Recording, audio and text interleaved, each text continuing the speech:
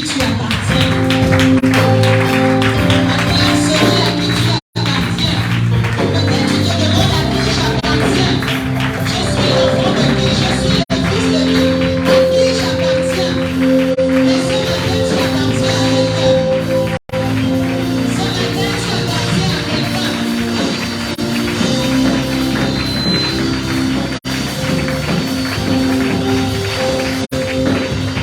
Alléluia. Alléluia. Dis, j'appartiens à Jésus. Tu appartiens à quelqu'un. Certainement, tu regardes à gauche, à droite, il n'y a personne. Et puis tu te dis, mais on dirait que je suis seul. On dirait que je n'ai personne. Non, tu appartiens à quelqu'un. Et il sait que tu lui appartiens. Alléluia. Rassure-toi d'avoir salué au moins 5 personnes ce matin. 5 personnes ce matin. Salue au moins 5 personnes ce matin. Pour la gloire de Dieu. Et à cause de l'amour de Dieu. Au moins 5 personnes. Transmets la joie. Transmets la vie. Ne va pas avec la main attachée. Fais un sourire. Alléluia. Même si tu filmes, Tu n'as pas eu le temps de saluer ton frère depuis que tu es arrivé. Mais la salutation aussi est importante.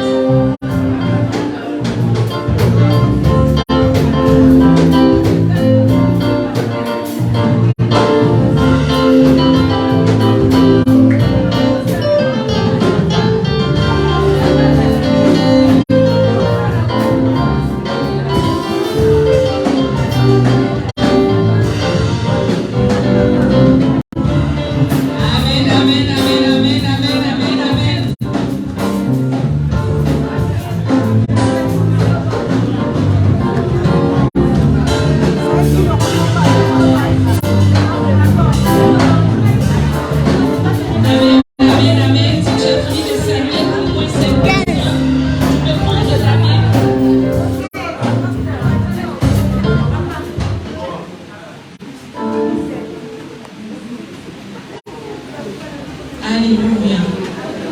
Je vous salue dans le beau et précieux nom de notre Seigneur Jésus, notre roi de gloire, le maître de toutes choses, celui qui fait en sorte que nous soyons là ce matin.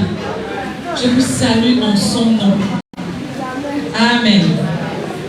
Amen, amen. Est-ce que tu peux acclamer pendant que tu es assis?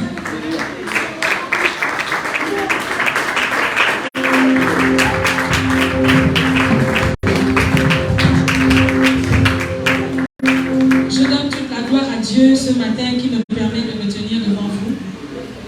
C'est un privilège d'être un instrument que le Seigneur utilise pour parler de sa parole. Je suis infiniment reconnaissante à ce Dieu. Je dis merci à la prophétesse Sylvie, au pasteur local, pour la confiance qu'ils me font en me permettant de me tenir ce matin ici. Ce n'est pas souvent facile quand on est porteur d'un message de Dieu. Mais avec le Saint-Esprit, c'est possible. Alléluia. Avec le Saint-Esprit, c'est possible. Il est le paraclet. Paraclet veut dire l'aide par excellence. Donc, la plus grande aide qu'on puisse avoir, c'est le Saint-Esprit. Et il nous fait du bien ce matin. Amen. Alors, le thème du mois nous a été donné, c'est l'amour pour vaincre. L'amour pour vaincre. Et pendant que je méditais, je me disais, mais Seigneur, on va vaincre qui? On va vaincre quoi? Et puis pour vaincre, il s'agit réellement de quoi? Il disait non, il s'agit de la victoire en fait. Il s'agit de la réussite. C'est-à-dire que tu veux réussir dans toutes tes entreprises. Tu veux être victorieux dans tous les petits combats que tu as au quotidien. Il faut avoir avec toi l'amour. Et puis je disais, mais l'amour, quel amour en fait? Non, il disait en fait qu'à la place de l'amour pour vaincre, tu peux dire Jésus pour vaincre. À la place de l'amour pour vaincre, tu peux dire Dieu pour vaincre. Ça veut dire que lorsque tu veux réussir dans tes entreprises, lorsque tu veux avoir la victoire dans tous tes combats, dans tous tes challenges, il faut avoir avec toi Jésus. Il faut avoir avec toi Dieu pour pouvoir vaincre. Amen, amen. Et il disait, parfois, on veut réussir, parfois on veut évoluer, parfois on veut voir le changement, parfois on veut avoir l'élévation, parfois on veut vivre de nouvelles choses. Mais on n'a pas ces choses parce qu'il manque une chose. Il nous manque un ingrédient. Il nous manque le principal. C'est Jésus. C'est cet amour-là. C'est ce Dieu-là. Parce que Dieu est amour. Jésus est Dieu. Et Dieu n'est pas sentiment. Parce que le sentiment, dès que tu m'as toisé, je serai irrité. Je ne vais plus t'aimer. Non, Dieu n'est pas sentiment.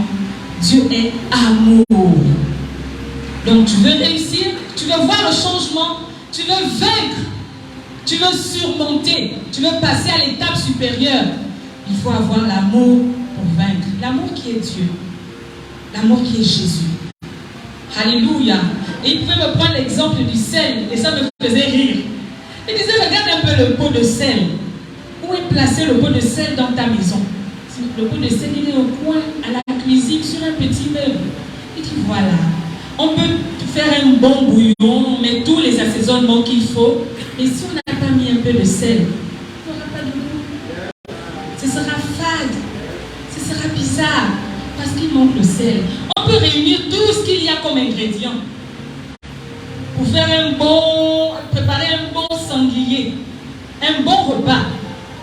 Tu peux tout mettre, poivron, poivre noir, sel, tout ce que tu peux mettre. Mais si tu n'as pas mis le sel, ce sera fade. Mais où se trouve le pot de sel? Le pot de sel est à la cuisine. Dis, regarde, il y a longtemps que tu as lavé ton pot de sel. J'ai dit, oui, c'est vrai. Mais pourtant, c'est ce pot de sel-là, c'est là que tu vas puiser ce qui donne la saveur à tes repas. C'est là que tu vas puiser ce qui donne du goût à tes repas. Alléluia. Il dit, le pot de sel aussi un jour aimerait être au living, au salon, c'est-à-dire lorsqu'on arrive. Parce que généralement, dans les maisons ornées, meublées, quand on arrive, quand tu regardes le living, tu vois les verres, tu vois les bouteilles de champagne, tu vois le whisky. Mais le pot de sel n'est pas là, lui qui donne du goût, lui qui donne de la saveur. Il n'est pas là, il est au coin à la cuisine. On ne le regarde même pas. On ne le regarde que lorsqu'on a besoin de prendre du sel. Donc, lorsqu'on a besoin de puiser en lui, en fait.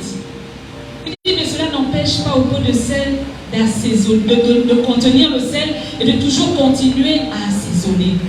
Il dit, c'est pourquoi je dis que vous êtes le sel de la terre. C'est vous qui donnez du goût, en fait. Donc, lorsque tu ne donnes plus la saveur, lorsque tu ne donnes plus l'amour, mais tout est fade. Tout est bizarre. Et la Bible dit que lorsque tu ne donnes plus la saveur, mais tu seras foulé aux pieds. Ça veut dire que tu peux entreprendre, ça ne va pas donner. Ça veut dire que tu peux entreprendre, ça ne réussira pas. Alléluia. Est-ce que quelqu'un comprend ce matin? Et pendant que j'écoutais, je réalisais, je regardais mon pot de sel. Il y a longtemps que je l'ai lavé, hein? Mais il est rempli de sel. Et toutes les fois que je prépare, je mets la main, je le prends. Si le pot de sel parlait, lui aussi il aurait certainement dit, mettez-moi un peu au salon, là où tout le monde me voit, parce qu'en réalité, c'est moi qui donne la saveur à mon repas. Mais le pot de sel ne réclame rien. Il se contente de donner la saveur, de donner de l'amour. Et c'est notre Dieu. Parfois, on l'oublie, on le laisse au coin à la cuisine, et puis on fait seul. Parfois, on organise, on tourne le deux, puis c'est après, ah oui, viens. C'est ce que nous faisons. Mais il a dit non, il a besoin de notre amour. Tu aussi as besoin que tu l'aimes. Il a besoin que tu lui dises, je t'aime Seigneur. Je ne sais pas, est-ce qu'il y a longtemps que tu lui as dit, je t'aime? Est-ce qu'il y a longtemps que tu as dit, je t'aime à quelqu'un? Il a besoin qu'on revoie un peu comment nous le traitons. Il a besoin qu'on reconsidère son amour pour lui. Et c'est pourquoi quand il arrive en début de mois, il nous dit l'amour pour vaincre. Parce qu'en réalité, depuis là, tu luttes, tu veux voir le changement, tu veux voir de nouvelles choses.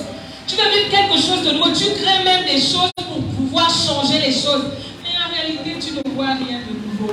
Parce que l'amour, Dieu, Jésus, c'est ce qui te manque en plus. Tu l'as, mais tu ne sais pas l'utiliser. Nous l'avons, mais nous ne savons pas l'utiliser. Nous pensons qu'il est seulement là pour nous guérir. Nous pensons qu'il est seulement là pour nous accompagner comme nous voulons. Alors qu'il doit nous accompagner comme lui, il veut. Souvent, on commence, on entreprend, puis on avance, et puis après on se souvient que, oh Seigneur, je n'ai pas demandé ton avis. Dis, mais comment veux-tu pouvoir réussir? Comment veux-tu entreprendre si je ne suis pas au centre? sont mariés dans la Bible ont pris la peine de mettre Jésus au centre. Aux noces de Cana, Jésus était au centre. Mettez-moi au centre. Remettez-moi au centre. C'est-à-dire remettez l'amour. Dieu en tant qu'amour. Parce que ce matin, il s'appelle amour. Et remettez l'amour au centre. Tant qu'il n'y aura pas l'amour, ce sera fade. Tant qu'il n'y aura pas d'amour, on peut tout faire. On est bien habillé, on fait du bien, on fait tout. Mais s'il n'y a pas l'amour, on ne pourra pas vaincre. On ne passera pas à une étape supérieure. On ne pourra pas avancer. Alléluia. Alléluia. Jésus est Dieu. Dieu est amour. Et l'amour dont nous avons pour vaincre, c'est le repositionnement, la reconsidération de l'amour que nous avons pour Dieu. On nous l'a rappelé ici vendredi. Il faut aimer Dieu de tout ton cœur, de toute ton âme, de toute ta force.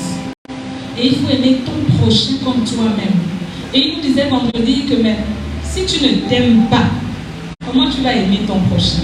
Si tu ne t'apprécies pas, comment tu vas apprécier ton prochain? Et vendredi, pendant qu'il parlait, l'orateur de vendredi, et je me suis souvenu qu'il y a 3 mois, 2-3 mois, le Seigneur m'a donné cette réponse. Parce qu'il arrive des moments où tu penses que tu as l'impression, vraiment l'impression que on ne t'aime pas au travail, on ne t'aime pas à l'église, on ne t'aime pas dans ta famille. Tu es le plus mauvais, tu es la plus méchante, c'est toujours toi qu'on accuse, c'est toujours toi qu'on voit. Et il y a des moments comme ça, on peut ressentir on peut avoir cette impression-là.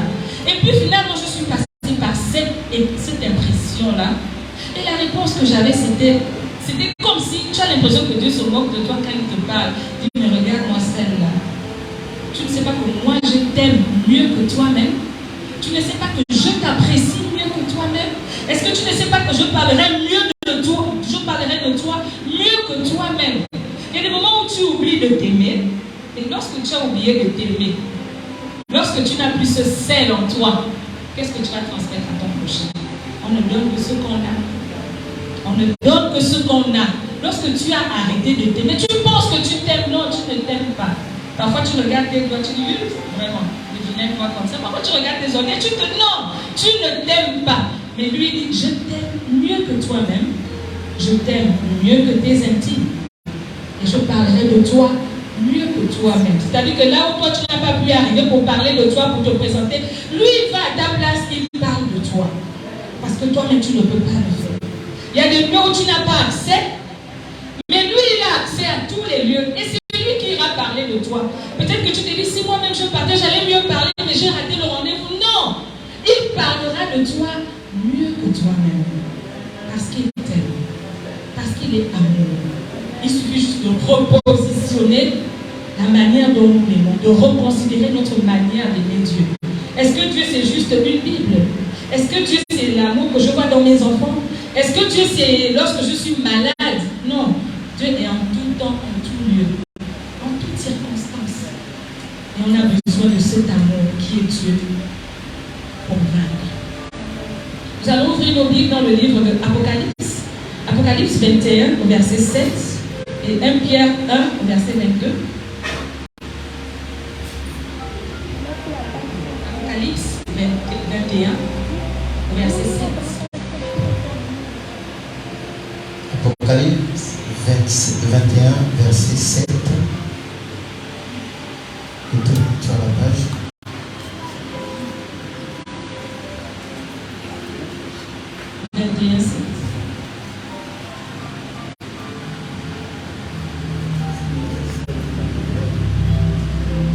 Je lis la parole de Dieu.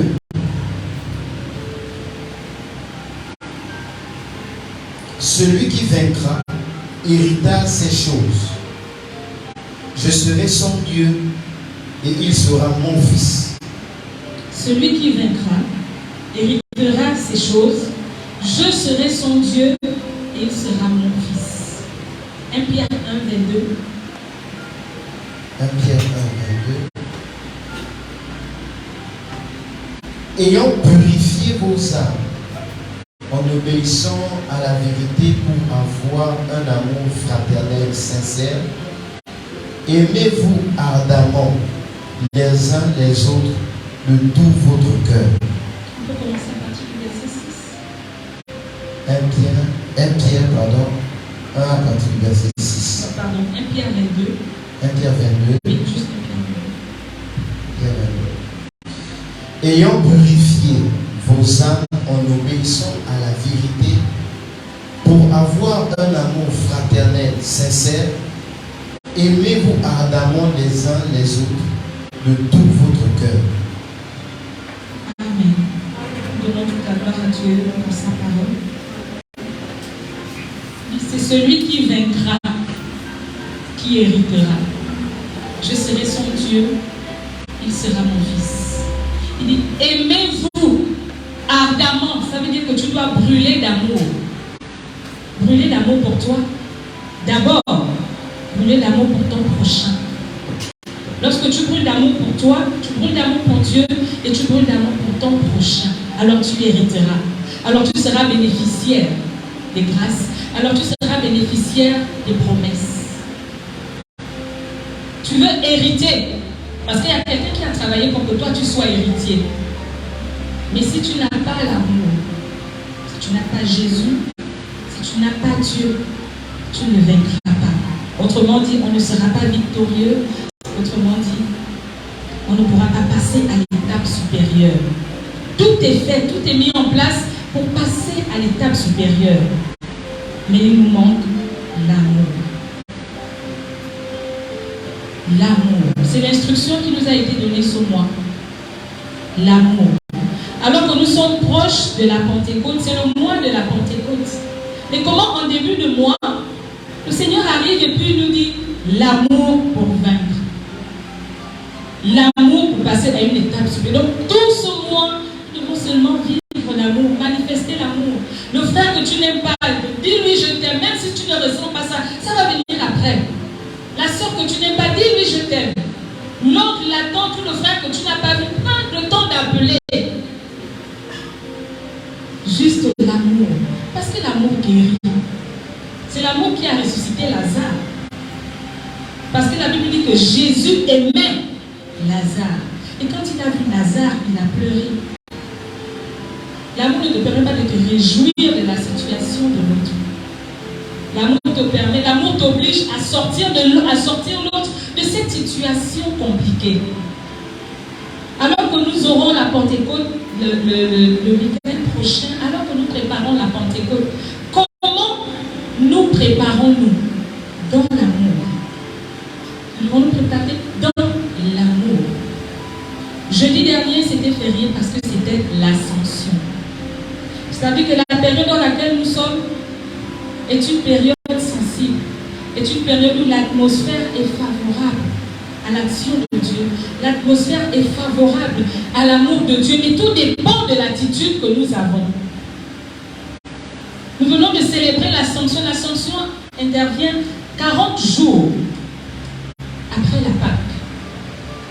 C'est-à-dire que Jésus, après être ressuscité, il est encore resté 40 jours avec ses disciples. Il leur donnait des instructions, il donnait des conseils. Et puis le 40e jour, il est monté. Et quand il est monté, il a laissé des instructions pour qu'il puisse préparer la Pentecôte. Il est monté jeudi dernier, mais de jeudi jusqu'à la Pentecôte, quelle a été l'attitude des disciples? Quel a été le comportement des disciples? Ils avaient reçu des instructions, mais nous aussi nous avons reçu une instruction au début de mois. L'amour pour vaincre. C'est l'instruction que nous avons reçue. Mais comment vivons-nous au quotidien cette instruction? On va un peu voir comment les apôtres ont vécu. Comment ils ont préparé la Pentecôte. Comment ils ont manifesté l'amour. Comment ils ont obéi à l'instruction. Parce qu'en réalité, s'ils ont pu vivre la Pentecôte, c'est parce qu'ils ont obéi à l'instruction. Ils avaient reçu une instruction, comme nous avons reçu une instruction au début de mois. Ils avaient reçu une instruction. Le pasteur César peut nous lire Acte 1.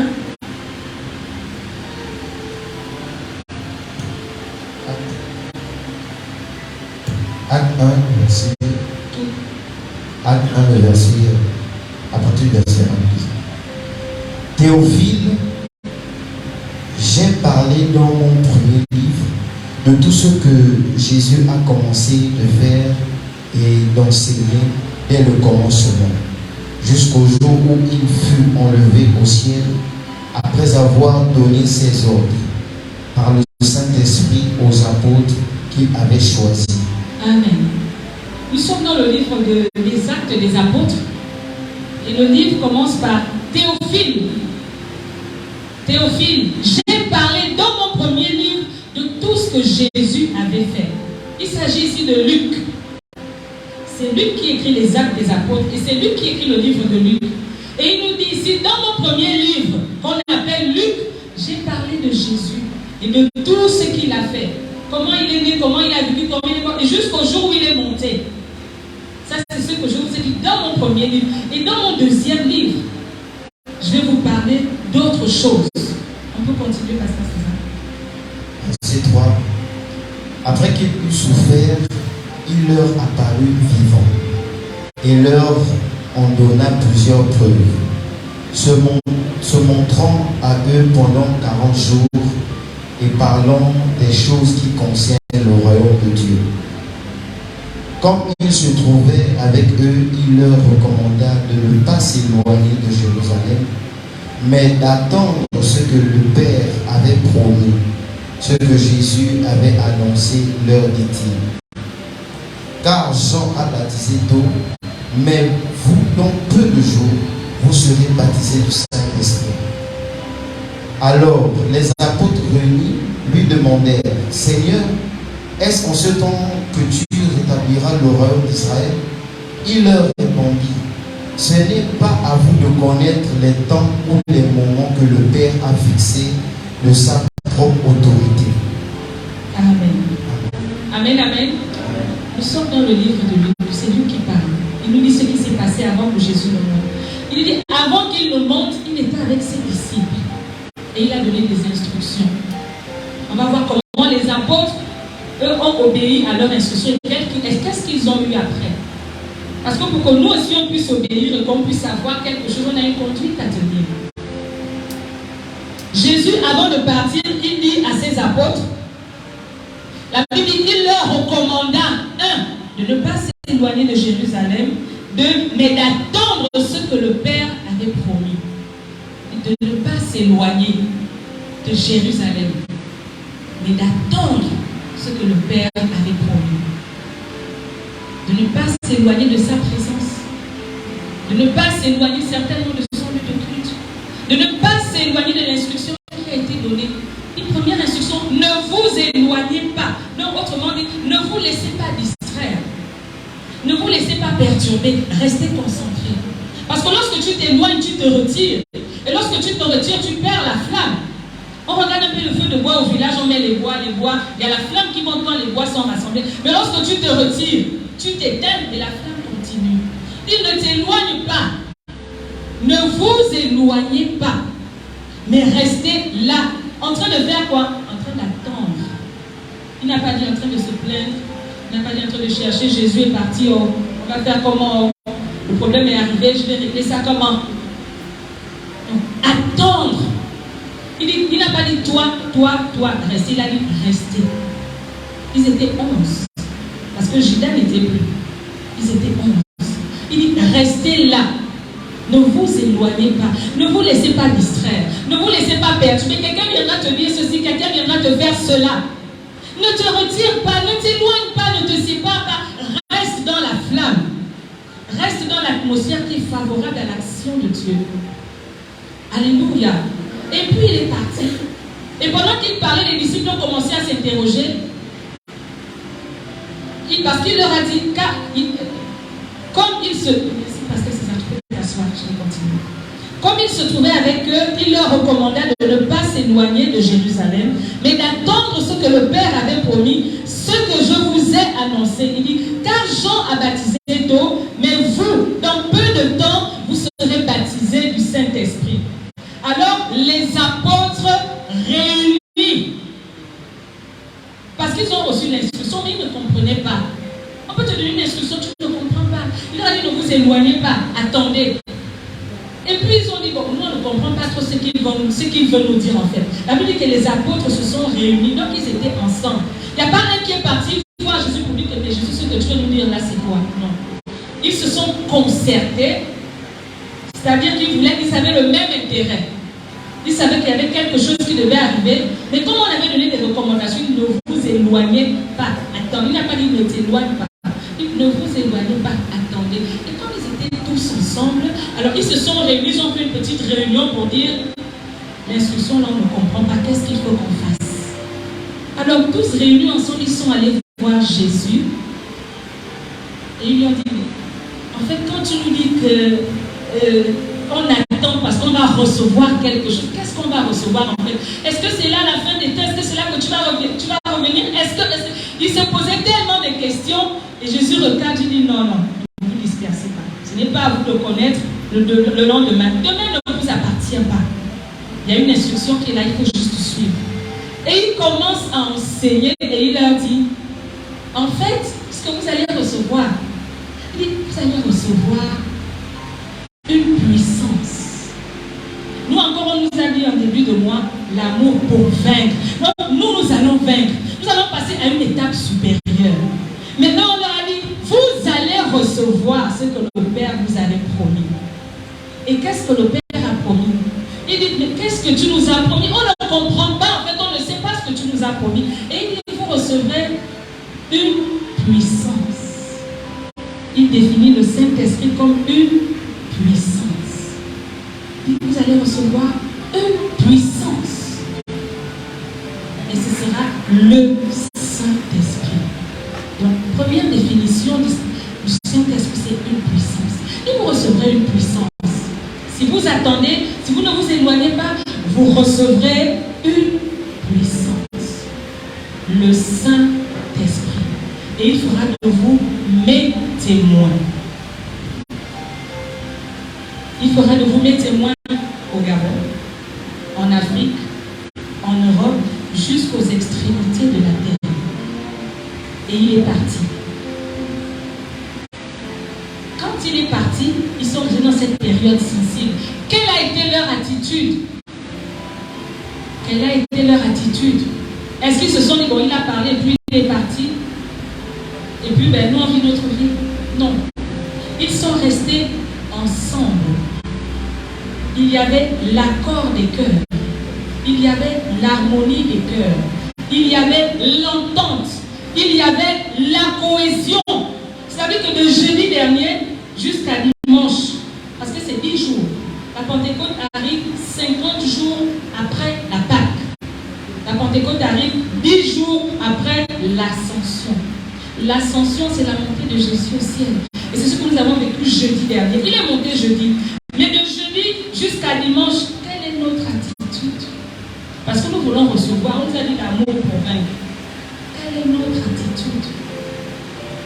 La Bible dit les apôtres sont restés ensemble, unis, d'un même cœur. Et c'est pendant même cette période qu'ils se sont souvenus qu'ils étaient 11 au lieu de 12. Pendant cette période, ils se sont souvenus. Judas n'est plus là. Il faut au moins qu'on ajoute un 12e disciple. Il faut qu'on ajoute quelqu'un. Et puis ils ont dit, il faut qu'on ajoute quand même. On va tirer au sort, on va voir celui qu'il faut choisir. Ça veut dire que pendant cette période où nous devons manifester l'amour, souviens-toi de ce frère-là qui ne vient plus à l'église. Souviens-toi de cette sœur-là que tu as perdu de vue en fait. Souviens-toi de ton frère qui est découragé, qui n'a même plus la force de se lever. Va le chercher. C'est pendant cette période creuse. Parce que Jésus n'était pas là. Il n'était plus là. Le Saint-Esprit n'était pas encore là. Donc ils étaient là eux-mêmes. Et ils se sont souvenus. Non, nous sommes 11. Il manque quelque chose. Il manque quelque chose pour que nous soyons complets. Il manque quelque chose pour que le feu prenne. Il manque quelque chose pour que nous puissions réellement recevoir ce que nous attendons. Est-ce que tu ne sens pas qu'il manque quelqu'un ce matin au culte? Est-ce qu'il y a pas un frère ou une soeur que tu cherches ce matin? Il faut aller chercher ce frère. Il faut aller chercher cette soeur. Il a besoin d'amour. Il attend juste qu'on l'appelle pour venir. Elle attend juste qu'on l'appelle pour venir. Et ensemble, nous allons célébrer la Pentecôte. Et puis ils ont dit, bon, on a dit, on va choisir qui? On a Matthias, on a Matthias et on a Barsabas. Il y avait Matthias et Barsabas. Nous sommes dans Acte 1, toujours au verset 22. Au verset 23. Il y avait Matthias et Barsabas.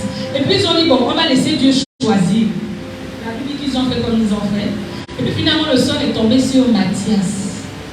Et Matthias est devenu le 12e disciple qui est venu combler le manque qu'il y avait. Ça veut dire que si Matthias ne venait pas, ça ne devait pas être comme ça devait être. Il manque quelqu'un. Il manque quelque chose. Tout est déjà prêt. Mais il manque une chose. L'amour que tu dois manifester à un frère qui doit être là. Il manque quelque chose.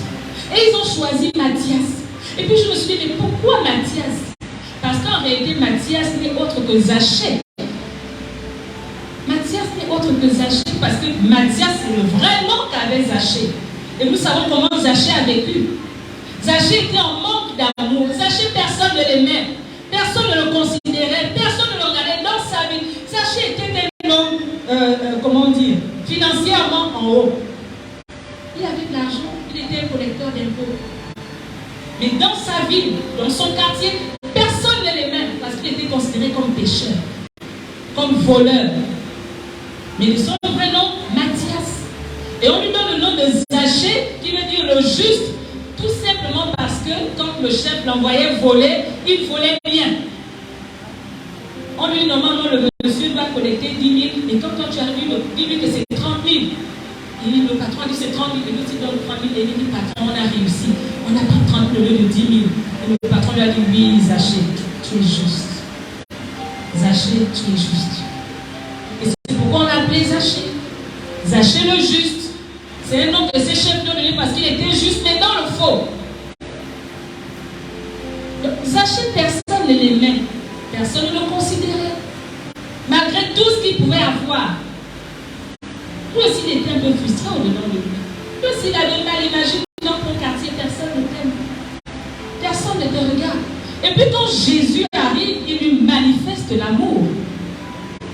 Il Zachée descend parce qu'il n'avait que le sycomore. Nous connaissons tous l'histoire de Zachée. Il n'avait que le sycomore sur lequel il pouvait monter et qu'il ne pouvait pas parler. Parce que le sycomore ne parle pas. Il dit, si je pars chez l'autre, chez le frère, chez la sœur, c'est un homme qui me reprend, toi tu es un menteur, tu es un voleur. Non, je vais chez quelqu'un qui est muet, qui ne va pas me juger, qui ne va pas me comprendre. Il est le sycomore. Et quand Jésus le voit, il dit, Zachée descend. C'est chez toi que je mange aujourd'hui. Et depuis ce jour, depuis qu'il a reçu l'amour, il est passé une étape supérieure. Depuis qu'on lui a manifesté l'amour, sa vie a changé. Et c'est ce Zachée qui est devenu le 12e disciple à cause de l'amour de Dieu. Regardez comment l'amour peut transformer la vie de quelqu'un. C'est ce Zachée qui aujourd'hui est devenu le 12e disciple dont on parle. Donc ce n'est pas parce que Jésus est parti que on a oublié Zachée. Prenons-le qui vient combler le manque parce qu'en réalité c'est lui qui manque. C'est le frère que tu juges là. C'est la sœur que tu condamnes là. C'est elle qui manque. C'est elle qui manque. Pendant 4 mois, je n'ai pas pris de nouvelles d'une sœur. Je disais non, je n'aime pas, tu ne viens pas à l'église, toujours les dalles. Vous savez, nous là on aime toujours dire aux gens, viens, viens, viens à l'église. Et puis la personne est assidue un moment, et puis après elle ne vient plus. Et puis je dis non, moi je ne l'appelle plus. Moi je ne prends plus de ces nouvelles. 1 mois, 2 mois, 3 mois, on se voyait sur Facebook. Elle like, je like. On se regarde les statuts. Je regarde, elle regarde. Pendant 4 mois. Et puis quand il a fallu organiser mon programme, c'est vers cette personne que le Seigneur me conduit. Et je commence à réfléchir. Je dis quoi? Depuis 4 mois, je n'ai pas pu laisser le bel. Déjà, je lui avais dit que j'étais fâchée. Parce que je n'aime pas le fait qu'elle ne vienne pas à l'église. Je n'aime pas ça. Je ne peux pas aller vers elle. Je ne peux pas. Mais le Seigneur me dit, c'est même elle, c'est avec elle que tu vas travailler. Et c'est avec elle que j'ai travaillé. Et j'avais honte. J'avais honte. Parce que le frère que tu condamnes, la sœur que tu condamnes, tu ne connais pas sa situation. Tu savoir pourquoi il agit ainsi. Jésus n'a pas cherché à savoir pourquoi Zachée était détesté, pourquoi Zachée trichait les autres, pourquoi Zachée volait. Non, il n'a pas cherché à savoir. Il n'a pas cherché à savoir. Il avait juste besoin de donner de l'amour. Dire viens, parce qu'il savait qu'il devait célébrer la Pentecôte avec lui. L'amour de Jésus a changé la vie de Zachée. Et il a retrouvé son réel nom. Parce qu'il y a des situations qui te font changer de nom. Alors nous sommes dans cette période favorable, là où l'atmosphère est favorable à l'action de Dieu, que tu retrouves ton vrai nom. Parce que certainement tu as un nom. Mais c'est une période qui est bien. De l'Assomption jusqu'à... C'est une période qui est fertile en fait. Donc si tu passes à côté, tu ne recevras rien à la Pentecôte. C'est une période qui est fertile. Une période sensible. Une période là où Dieu est fragile. Parce que c'est que le Saint-Esprit est mort. Jésus est parti. Nous sommes en train d'attendre le Saint-Esprit. Donc nous sommes là comme des enfants abandonnés. Donc il est obligé lui-même de poser son regard sur nous. En entendant que le Saint-Esprit arrive. En entendant qu'il descend, en entendant qu'on célèbre en fait. Non, il est sensible. Il est Dieu lui-même en ce moment. Il est disponible. Mais il attend juste que tu poses. Et les disciples avaient compris. Ah, nous sommes 11. Mais il y a un là. Ce n'est pas parce que Jésus est parti qu'il faut le trier. Alors si on va le prendre, s'il faut un 12, il a travaillé avec le chiffre 12. Donc parce que quelqu'un est parti, on va rester comme ça. Non, il manque quelque chose. Il manque quelque chose. Et le symbole de l'amour pour cette circonstance, c'était Zachée. Parce qu'il a vécu l'amour. Il a vécu l'amour. Et ils sont allés le chercher. Dis-toi, viens, c'est toi le 12e disciple. C'est toi le 12e. Je ne sais pas avec qui tu ne parles pas. Je ne sais pas avec qui tu n'as plus de nouvelles depuis 1 mois, 2 mois, 3 mois. Je ne sais pas qui a laissé une tache noire dans ton cœur. Mais cette période est une période fragile, une période sensible. Là où il faut que tu renouvelles, que tu revoies la manière dont tu considères Dieu. Je suis chrétien, mais est-ce que réellement je suis chrétien? Est-ce qu'à l'église on peut dire que je suis réellement affranchi? Est-ce que dans mon quartier, est-ce que dans ma famille, je le suis vraiment? Cette période, c'est pour que nous puissions nous préparer au 50e jour, c'est-à-dire la Pentecôte. Est-ce que nous sommes unis? Est-ce que les cœurs sont unis? Est-ce qu'il y a l'harmonie dans les cœurs? Posons-nous de bonnes questions. C'est l'instruction que nous avons reçue depuis le début. L'amour pour vaincre. L'amour pour passer à une étape supérieure. Est-ce que nous avons posé des actes d'amour? Il a dit d'aimer ton prochain. Il n'a pas dit d'aimer ton frère ou ta soeur. Le prochain, c'est celui qui n'est même pas peut-être de ton sang. Parce que ton frère ou ta soeur, tu l'aimes. En montant descendre, c'est la famille, tu l'aimes. Le prochain, c'est celui qui est assis à côté de toi ce matin. Est-ce que tu peux lui dire au prochain, je t'aime? Dis à celui qui est à côté de toi, je t'aime.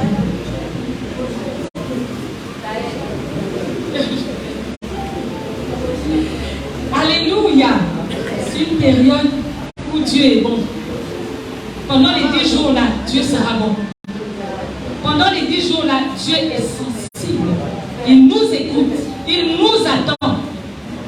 Si tu fais faux bon, tu ne pourras pas. Et le jour même de la Pentecôte, lorsqu'on lit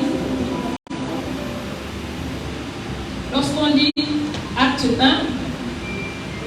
1 au verset 6, Acte 1 au verset 6, alors les apôtres réunis, donc ils étaient réunis. Lorsqu'on va au verset 14, la Bible nous dit tous d'un commun accord avaient persévéré dans la prière. Tous d'un commun accord. Donc ils étaient réunis. Ensuite, tous d'un commun accord. Ils n'ont pas dit que les autres venaient les mardis, les autres les vendredis, les autres ont jeûné, les autres n'ont pas jeûné. Mais tous d'un commun accord. Ils avaient un même intérêt, une même vision, un même projet. On nous a dit que quelque chose allait arriver, on va recevoir une puissance. Moi, je ne veux pas rater ça. Ah non, moi, je ne rate pas. Non, il faut. Soyons unis, soyons en accord. Et lorsque tu vas dans Acte 2, le jour de la Pentecôte, ils étaient tous ensemble. Où? Dans le même lieu. La Bible ne dit pas qu'ils étaient tous dans le même lieu, non. Ils étaient tous ensemble, à l'unisson d'un même cœur, avec l'accord des cœurs. C'est compliqué quand Dieu veut nous dire de nous aimer. Quand Dieu revient, il dit de nous aimer. Ça veut dire que nous ne nous aimons pas. Ça veut dire que nous ne nous aimons. Ou alors peut-être nous pensons que nous nous aimons, mais nous nous aimons mal. Qu'il nous montre comment nous devons nous aimer. C'est compliqué. Donc je vais arriver dans ta maison, tu vis avec ta femme et tes enfants, puis je viens te dire, il faut aimer ta femme. Il faut aimer tes enfants. Tu vas dire, mais celle-là, qu'est-ce qui se passe? Est-ce que je n'aime pas ma femme? Est-ce que je n'aime pas mes enfants? C'est bizarre. Ça veut dire qu'il y a une manière d'aimer là qui n'a pas encore touché le cœur de Dieu. Il y a une manière d'aimer qui n'a pas encore bousculé le trône pour que quelque chose descende. Le jour de la Pentecôte, ils étaient tous assis ensemble. Mais ce n'était pas seulement, leur unité n'avait pas commencé ce jour. Ça avait commencé depuis l'ascension. Pendant les 10 jours, ils ont posé des actes qui touchaient le cœur de Dieu. Ils sont allés chercher celui qui était perdu. Ils sont restés ensemble, ils priaient ensemble, ils marchaient ensemble, ils jeûnaient ensemble, ils préparaient la Pentecôte. Ils se sont préparés ensemble. Et puis ils ont reçu. Le jour de la Pentecôte. Le jour de la Pentecôte, ils ont reçu cette puissance. Le Saint-Esprit. Le jour de la Pentecôte. Et aujourd'hui, on sait ce que le Saint-Esprit fait. Parce que c'est le jour de la Pentecôte que l'Église a commencé. Tant qu'il n'y avait pas le Saint-Esprit, rien ne pouvait se faire. Tant que le Saint-Esprit n'était pas arrivé, rien ne pouvait se faire normal. Les choses se faisaient, mais pas comme Dieu avait prévu. Et quand le Saint-Esprit arrive le jour de la Pentecôte, les choses sérieuses commencent. Même celui qui n'avait pas le courage de parler pouvait parler. Même celui qui n'avait pas d'emploi pouvait avoir un emploi. Même Pierre, qui n'avait pas l'habitude de beaucoup parler, a fait sa première campagne d'évangélisation. Répondez-vous, faites ceci, faites cela. Oh, Pierre, qu'est-ce qui s'est passé? Il a reçu, il a vaincu, parce qu'il a eu l'amour et il a vaincu. Mais nous voulons vaincre sans l'amour. Pierre n'avait jamais parlé aussi fort. Il n'avait jamais eu le courage de parler. Il essayait de parler comme nous tous on essaie, mais après, fuite. Mais la première campagne, grande campagne d'évangélisation, c'était Pierre juste après. Et beaucoup, des milliers se sont convertis. Et les gens commencent à dire, est-ce que c'est Pierre? Oh, est-ce que c'est Pierre? Oh oui, oh, est-ce que c'est Pierre? Oh, mais celui qui parle comme ça, pourquoi? Qu'est-ce qui s'est passé? Il a reçu. Il est passé à une étape supérieure. Il a reçu sa promotion, son élévation, son changement. Il a décollé. Parce que parfois tu veux décoller, tu sens qu'il y a quelque chose qui te retient. Mais qu'est-ce qui me retient? Oh, lâche prise, lâche prise. Non, ce n'est pas les lâche prise. Ce n'est pas libère-moi. Non. L'amour pour vaincre. L'amour pour passer à une étape supérieure. Ça, c'était les apôtres. Ils ont reçu. Les gens ont vu. Et lorsque tu lis le livre des actes des apôtres, on te raconte tout ce que les apôtres ont fait après qu'ils aient reçu le Saint-Esprit. C'est pourquoi on appelle les actes des apôtres ou les actes du Saint-Esprit. C'est le deuxième nom des actes des apôtres. Les actes du Saint-Esprit. Parce que lorsqu'ils ont travaillé, ce n'était plus eux qui travaillaient. C'était l'Esprit de Dieu en eux. Ce n'était plus eux. Donc tous les actes qu'ils ont posés, ils sont allés au temple, ils ont vu le paralytique assis, ils ont dit regarde-moi, fixe-moi. Tout ce qu'ils ont fait, ce n'était plus eux. C'était le Saint-Esprit, le patron de l'Église, le chef même. Parce que l'Église a commencé le jour de la Pentecôte. Donc il n'y avait pas le Saint-Esprit, il n'y avait pas l'Église, il n'y avait pas toutes ces choses. Donc lorsque tu agis, lorsque tu fais, pense au Saint-Esprit, tu ne peux rien faire sans lui. Ne le considère pas comme on considère le pot de sel. On va juste le prendre quand on a besoin. Saint-Esprit, accompagne-moi dans cette action. Tu assaisonnes un peu, ça réussit, et puis tu continues. Non. Reconsidère l'amour que tu as pour Dieu. Reconsidère l'amour que tu as pour ton prochain. Les disciples ont reçu, ils sont passés à une étape supérieure parce qu'ils ont obéi à l'instruction. Ils ont obéi à l'instruction. Ne vous éloignez pas. Attendez. Ne vous éloignez pas. Attendez.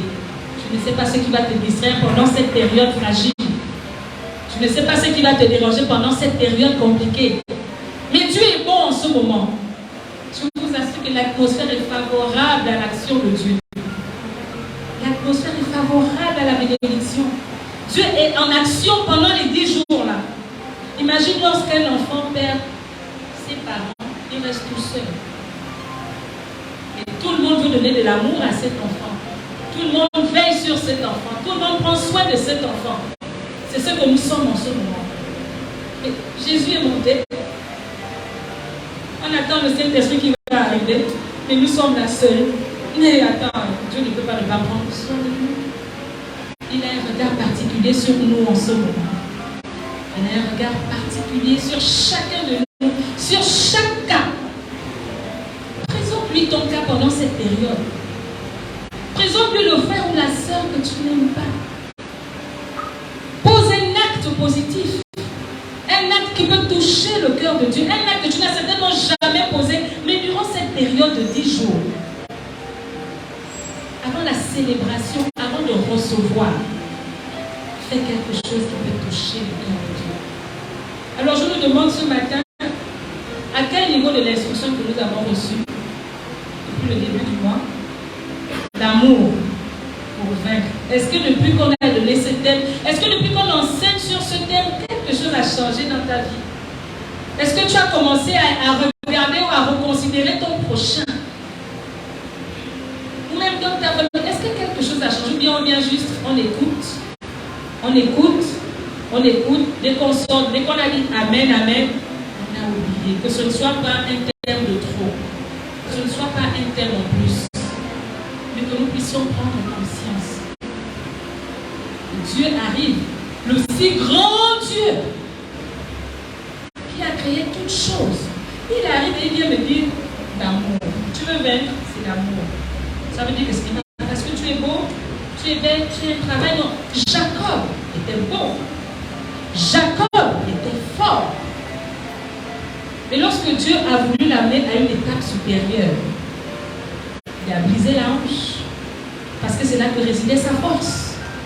Il comptait sur sa force. Je suis beau, je suis fort. Il comptait sur ses ruses et sa malice.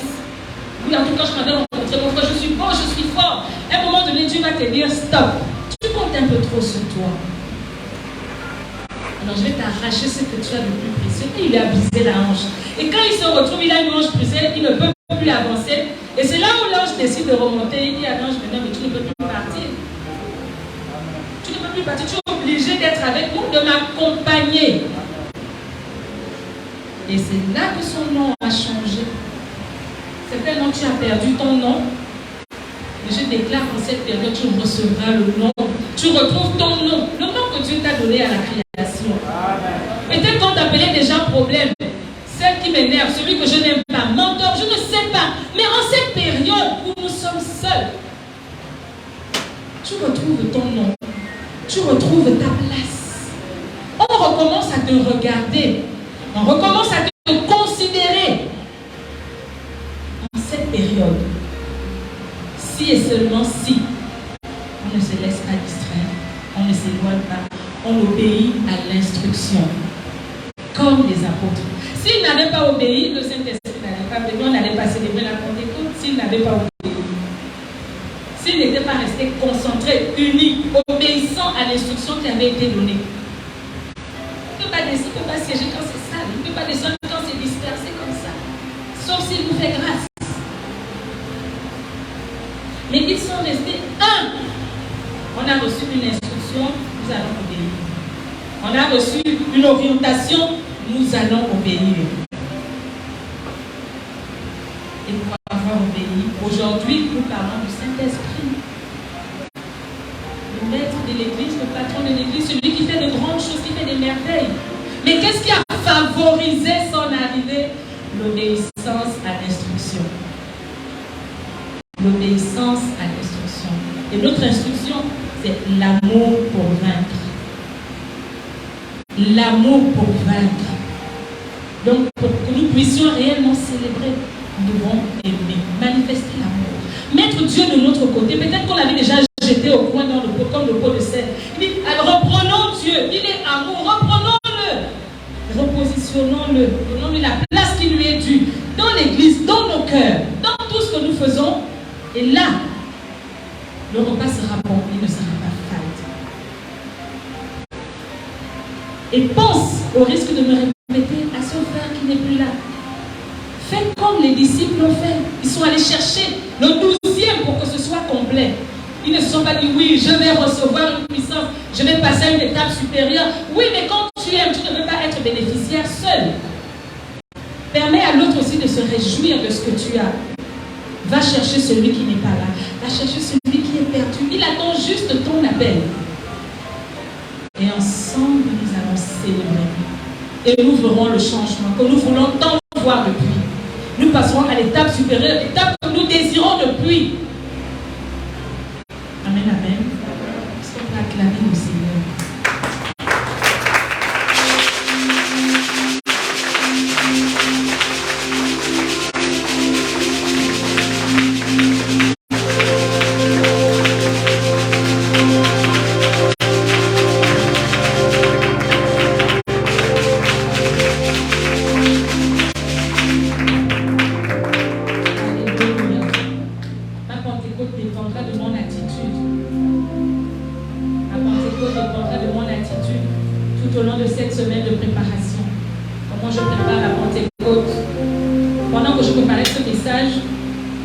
Depuis 2 jours, j'ai recommencé à appeler ce que je n'appelais plus, à donner un peu d'amour, parce que souvent nous sommes habitués à recevoir, la maman ne donne pas.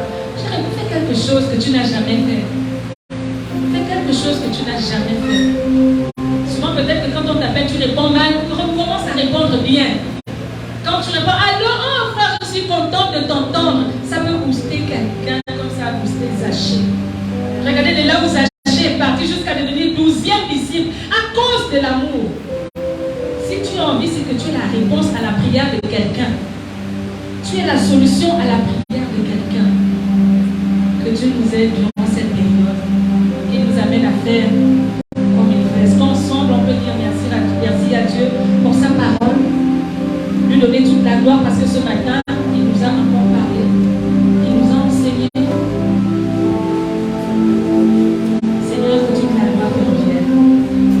C'est toi qui fais. Ce n'est pas nous qui faisons. Et ce matin, quand tu nous parles d'obéir à l'instruction qui a été donnée, pour que nous puissions passer à une étape supérieure, pour voir le changement que nous voulons, pour vivre le changement que nous désirons. Tu nous demandes de reconsidérer notre manière d'aimer, de revoir notre manière d'aimer. Merci Seigneur parce que tu mets en chacun de nous la capacité de pouvoir aimer. Seigneur, parfois nous voulons aimer, certains nous aimons mal. Et ce matin, merci parce que tu mets dans chacun de nous la capacité d'aimer comme tu veux que nous puissions aimer. Que tu nous la gloire te revienne.